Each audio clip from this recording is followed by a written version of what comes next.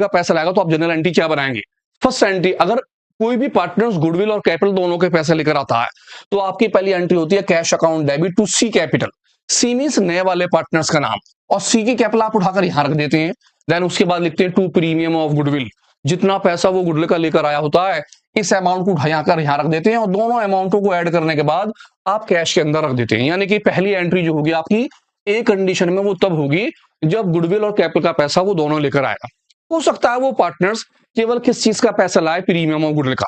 Then आप second वाली entry बनाएंगे, तब आप लिखेंगे cash account debit to premium of goodwill, जितने वो गुडविल के पैसे कैश में लाया होगा वो यहां रख देंगे और उसी अमाउंट को यहां रख देंगे। देन उसके बाद सी, यानी कि या तो ए एंट्री बनेगी या फिर बी एंट्री बनेगी या फिर सी एंट्री बनेगी। अब सी एंट्री कब बनेगी?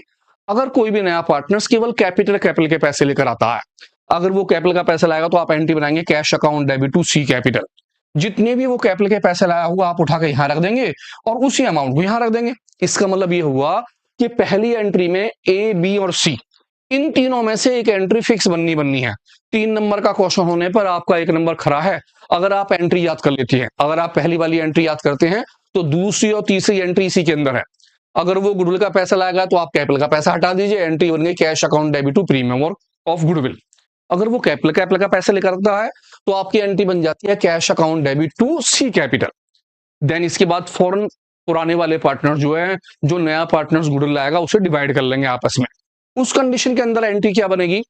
अगर कोई भी पार्टनर्स गुडविल का पैसा कैश में लेकर आएगा, यानी वो पैसा कैश में लाया, तो एंट्री बनेगी premium of goodwill account debit.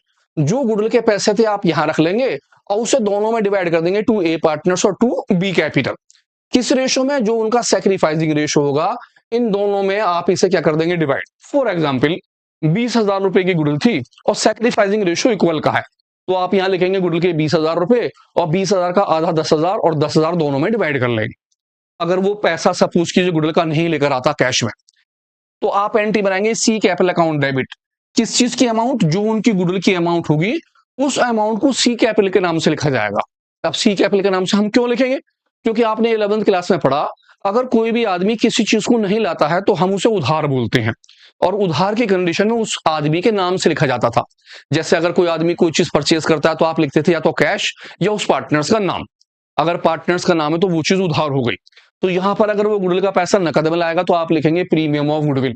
अगर वो गुडविल का पैसा नहीं लेकर आएगा तो आप लिखेंगे सी कैपिटल, और गुडविल की अमाउंट जो होगी उस अमाउंट को यहां रख लेंगे, वही 20,000, और दोनों पार्टनर्स में ए और बी में उनके सैक्रिफाइसिंग रेशियो में बांट लेंगे।